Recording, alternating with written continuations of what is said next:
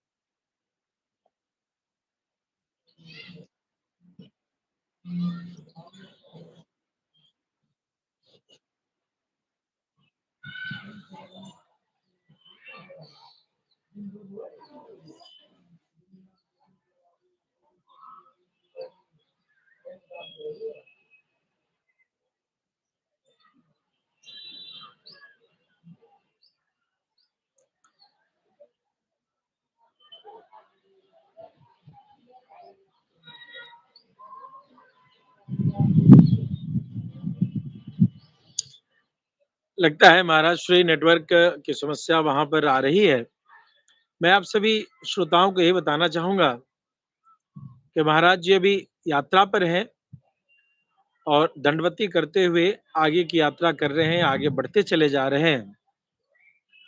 तो चूँकि यात्रा में हैं, आपको पता ही है, यात्रा में कई जगह नेटवर्क की समस्या होती है और अपनी तपस्या के बीच में यह आवश्यक क्षण, जिससे कि हम सभी उनसे संपर्क साध सकें, उसी की चेष्टा की जा रही है। तो आप सभी श्रोतागण बने रहें और अद्भुत तपस्वी हमारे महाराज श्री अहिल्या आस्थान से हैं और सपत्नीक दंडवती करते हुए चले जा रहे हैं। संभवतः वहाँ नेटवर्क की कुछ समस्या आ रही है, तो कोई बात नहीं। यही तो कठिन तपस्या है जो हमारे संत इस देश में करते रहते हैं और जो एसी के कमरों में बैठने वाले लोग कहते हैं, अब साधु कहाँ हैं? अब तपस्वी कहाँ हैं? और अब ऐसे वैरागी, ऐसे सद्गृहस्थ संत कहाँ हैं? उन सभी को ऐसे महात्मा का दर्शन ज़रूर करना चाहिए।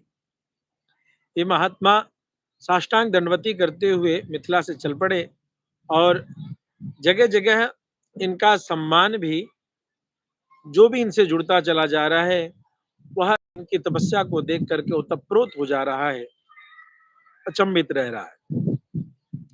मिथिला के पावन संदेश को लेकर के आप आगे बढ़ते चले जा रहे हैं और इस प्रकार से जी महाराज जी, लगता है वहाँ नेटवर्क की समस्या आ गई थी। जी, जी और ऐसा समस्या है कि हम पीछे जा सकते हैं, ना आगे जा सकते हैं और यही समस्या महाराज जी, आपने यात्रा कब से प्रारंभ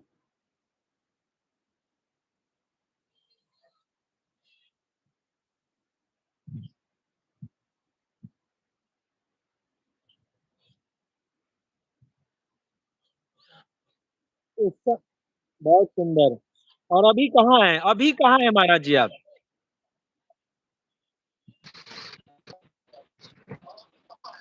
उत्तर प्रदेश के कुशीनगर में तमकुही से थोड़ा-सा आगे बढ़े हैं 6-7 किलोमीटर।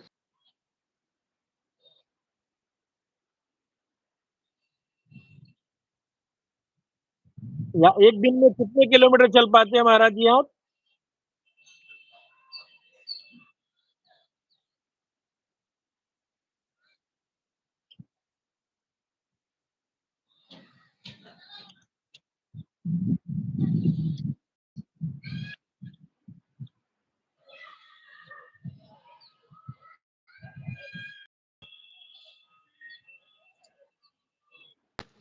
और हमारे साथ हमारे किशोरी जी जो हैं वो भी चल जय हो, जय हो, जय हो, जय हो। आपका दर्शन पा कर के बड़ा सौभाग्य आपका दोनों का युगल दंपति का दर्शन हो रहा है। कब तक पहुँचेंगे अयोध्या? क्या अंदाज़ा है? सबसे पहले निकले हैं, सबसे बाद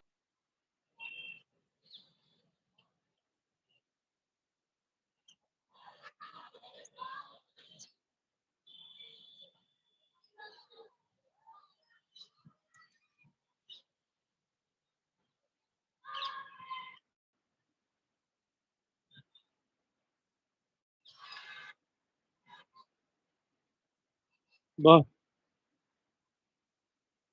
वाह, वाह, वाह! ऐसे भी ऐसे भी हम लोग सीता जी की ओर वाले हैं, तो हम तो पाहुन के साथ होली ही मनाने जाएँगे।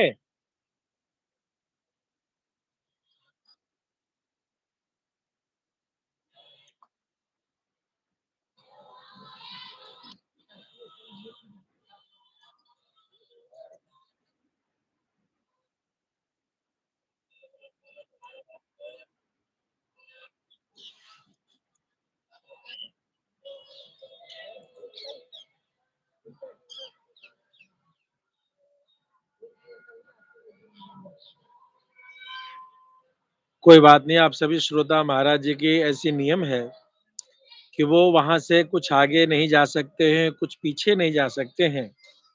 बने रहें और जो कुछ भी ऐसे टूटे-फूटे शब्द जो नेटवर्क के कारण पहुँच पा रहे हैं, घी का लड्डू टेढ़ा भला, ऐसी परिस्थिति में कहा जाता है। मैं पूरी कोशिश करूँगा कि आप सभी श्रोताओं के बीच में महाराज जी का कोई संदेश हम सभी तक बाद में पहुँच सके, इसके लिए मैं उनसे निवेदन करूँगा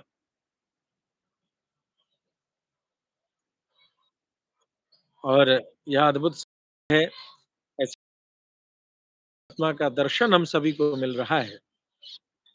थोड़ी-सी नेटवर्क की समस्या है और यही तपस्वियों का जीवन है और हम सभी को ऐसे तपोमूर्ति का दर्शन जैसे भी हो जाए ज़रूर करना चाहिए। कुशीनगर संभवतः वहाँ गोरखपुर होते हुए महाराज जी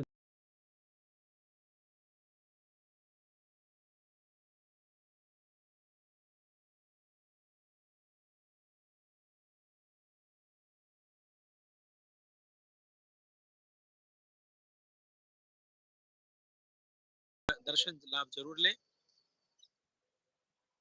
महाराज श्री वहां से कुशीनगर से अब पदयात्रा सरल है। साष्टांग दंडवती करते हुए इसमें लेट जाते हैं धरती पर और संपूर्ण भारत ही तीर्थ है। ये जो वैष्णव है जो अपने माथे पर सफेद चंदन लगाते हैं या कुछ और नहीं, हमारे भारत के पवित्र क्षेत्र की मिट्टी का चंदन ही है। भारत का ऐसा कोई क्षेत्र नहीं, ऐसा कोई भाग नहीं जो पूजनीय वंदनीय नहीं। और मिथ्या के बीच की दूरी तो समझ लो इस लोक से परलोक की भी दूरी है। और उस प्रत्येक पड़ाव को नतमस्तक करते हुए तपोनिष्ठ स्वरूप में कामेश्वर मिश्रा जी और अवंतिका मिश्रा जी प्रत्येक पल धीरे धीरे आगे बढ़ रहे हैं। थोड़ी नेटवर्क की समस्या के कारण ऐसा है, लेकिन बीच बीच में दर्शन तो दर्शन ही होता है ना संतों का। और जब इतनी तपस्या करके वो प्रतिपल आगे की ओर बढ़ रहे हैं तो हमें भी उसमें भाग लेना चाहिए। और उनका दर्शन तनिक मात्र भी हो जा रहा है तो जीवन कृतकृत्य है। मैं निवेदन करूंगा आप सभी श्रोताओं को आप बने रहें और इस वीडियो को अपने सभी इष्ट मित्रों को जरूर भेजें। यही अद्भुत तपस्या है कि ऐसे तपस्या के क्षेत्र में सब कुछ सुलभ नहीं होता है ना। उसी बीच में यह नेटवर्क की समस्या है और कोई बड़ी बात नहीं। कभी वन में, कभी महल में, कभी पथ पर, कभी विश्राम स्थली में, यही तो तपस्वी का जीवन है। और उसी जीवन को चरितार्थ करते हुए महाराज जी अयोध्या की ओर बढ़ रहे हैं तो हम सभी उनका साथ दें। मैं पुनः चेष्टा करूंगा कि महाराज जी से संपर्क साधा जा सके और फिर उनसे आशीर्वचन हम सभी प्राप्त कर सकें। तब तक के लिए जय श्रीमन नारायण।